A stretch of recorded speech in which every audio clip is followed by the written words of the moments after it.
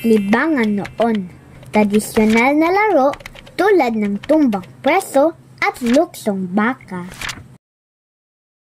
Ang mga tradisyonal na laro tulad ng tumbang preso at luksong baka ay bahagi ng kulturang Pilipino na nagpapalakas ng samahan, pisikal na kalusugan at kasiyahan sa mga kabataan. Ang mga larong ito ay karaniwang isinagawa sa mga bakuran o kalsada, gamit ang simpleng kagamitan at nangangailangan ng pagkikipag-ugnayan sa mga kaibigan at kapitbahay.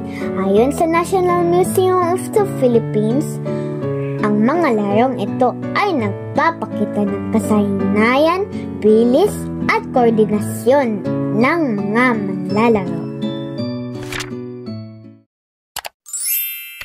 Libangan ngayon, online gaming tulad ng Minecraft at Roblox. Ang pagbabago ng mga libangan mula sa tradisyonal na laro patungo sa online gaming ay nagpapakita ng pag-unlad ng kultura at teknolohiya sa Pilipinas.